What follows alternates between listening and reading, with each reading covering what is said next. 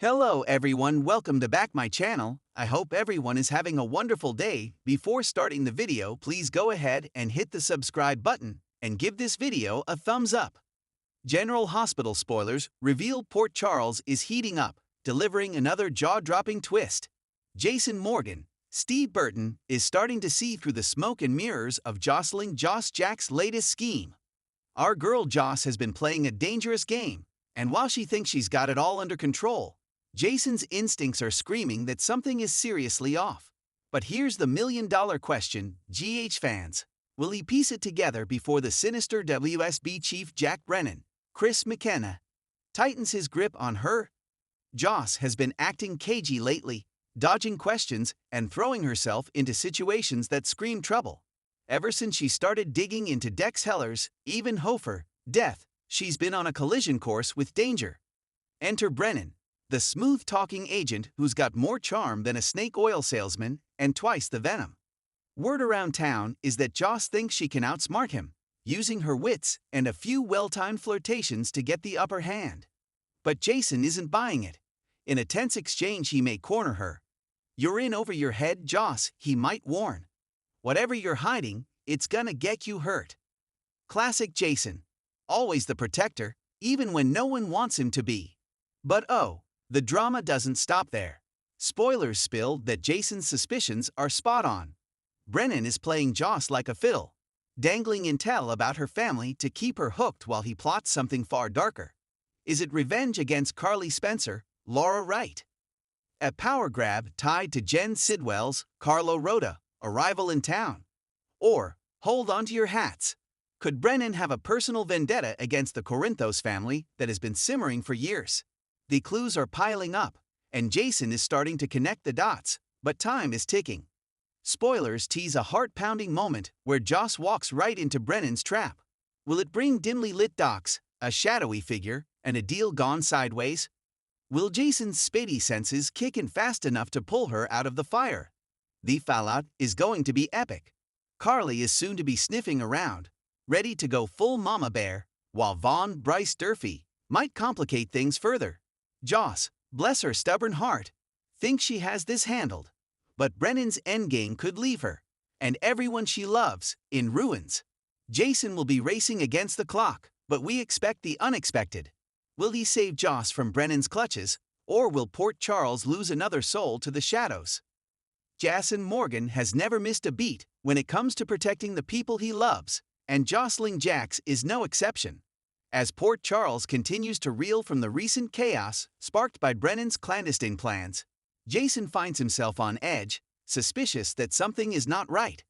He knows Joss too well, well enough to know when she's lying. But as he starts piecing the puzzle together, the question is, will he figure it all out before Brennan pulls her too far into his trap? The calm before the storm. Jocelyn has always been strong-willed, brave, and a little reckless, a trait she inherited from both Carly and Jax. But her need to protect her loved ones often drives her to take matters into her own hands. Despite everyone telling her to back off from the FBI investigation and Brennan's connections to pikemen, Joss isn't one to sit quietly while others risk everything. Lately, she's been spending late nights at the library, claiming she's prepping for med school finals, but Jason knows better. He's watched her carefully, noticing her tension, the quick glances over her shoulder, the jumpiness in her voice. He's been where she is, walking the razor's edge between determination and danger, and something tells him Joss is about to tip too far.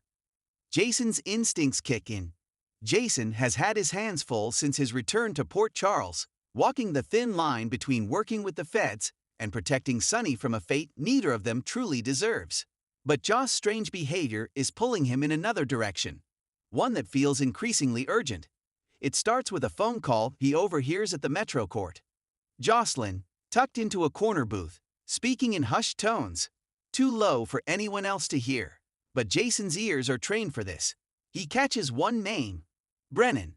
That's all it takes. Jason's alarms go off. He doesn't confront her, not yet. If she's involved in something this dangerous, pushing her too hard could cause her to shut down or worse, go deeper underground. Instead, Jason shadows her movements, quietly putting eyes on her when he can't do it himself. and what he finds makes his blood run cold. Joss is in way too deep. Jocelyn has been playing a dangerous game, one that even Trina is barely aware of. After overhearing a conversation between Brennan and a pikeman operative at the hospital, Joss began putting together a theory, one that links Brennan to not just Sonny's downfall, but the opioid epidemic sweeping through PC's underground. With Dex gone and Jason walking a fine line with the feds, she decided she would be the one to uncover Brennan's full operation. She's been recording phone calls, taking photos, and even meeting with one of Brennan's lower-level associates under the guise of being a concerned citizen. But what Joss doesn't realize is that Brennan already has her in his sights. He's been watching her too. And now, he knows exactly who she is and what she's trying to do. Brennan's trap. Brennan isn't just a strategist. He's a master manipulator. He's played the long game in Port Charles, keeping his enemies close, often too close to see the knife coming. But Joss' snooping has forced his hand. He knows she's Carly's daughter, Sonny's former stepdaughter, and Jason's godchild, and she's becoming a problem he can't ignore. So he sets the bait. Joss receives a text from an anonymous number. "I have proof. Come alone. Pier 47. Midnight." Every warning bell should be going off, but Joss is desperate. She thinks this could be the key to bringing Brennan down once and for all. She deletes the message, hides her phone under her pillow, and tells Trina she's turning in early. But someone else is watching. And this time, it's Jason. Jason puts it together. Back at Carly's house, Jason arrives just as Trina is about to leave. She casually mentions that Joss went to bed early, but Jason's gut tells him otherwise. Something isn't right. He slips into Joss' room to check and finds the bed untouched, her phone unlocked, and the deleted text still retrievable. His heart drops. He knows the pier, he knows Brennan, and he knows this is a setup. He races out the door without a word, silently cursing himself for not acting sooner. If anything happens to Joss. The pier showdown. Fog curls around Pier 47 as Jocelyn walks into the shadows, phone in hand, voice recorder tucked into her coat pocket. She's jittery but determined. A figure steps out from behind a cargo crate, a man she recognizes from the hospital parking garage. "You said you had proof," she says, steadying her voice. "I do," he replies, tossing a flash drive to the ground. But it comes at a cost. Joss bends to pick it up, and in that instant, another figure appears behind her, Brennan himself. "Hello, Miss Jax," he says smoothly. "You're braver than I gave you credit for." Joss spins around, heart pounding. "You won't get away with this." "Oh, but I already have," he says, stepping closer. "You're not the first to try and stop me, but you might be the last." Suddenly, gunfire cracks through the air. Jason appears from the shadows like a ghost, gun drawn, eyes cold. Brennan's men scatter, and chaos erupts. Jason takes out one guard, tackles another, and finally gets between Joss and Brennan. "Run!" he shouts at Joss. She doesn't hesitate. But Brennan isn't finished. He lunges for a dropped weapon, aiming at Joss's back. Jason sees it all in slow motion. One shot. Then another. Brennan collapses, groaning. Jason stands over him, breathing hard, gun smoking in his hand. Joss stares, frozen, shaken but alive. Aftermath. At the hospital, Carly bursts in, furious and terrified. Joss is bruised but otherwise unharmed.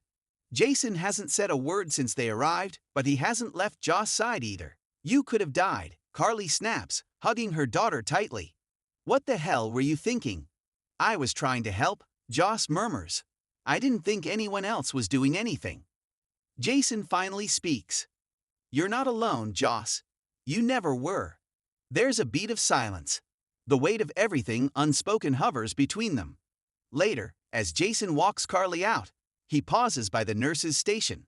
He's more convinced than ever. Brennan's takedown is just the beginning. Pikemen won't stop. And now that they've targeted Joss, things have changed.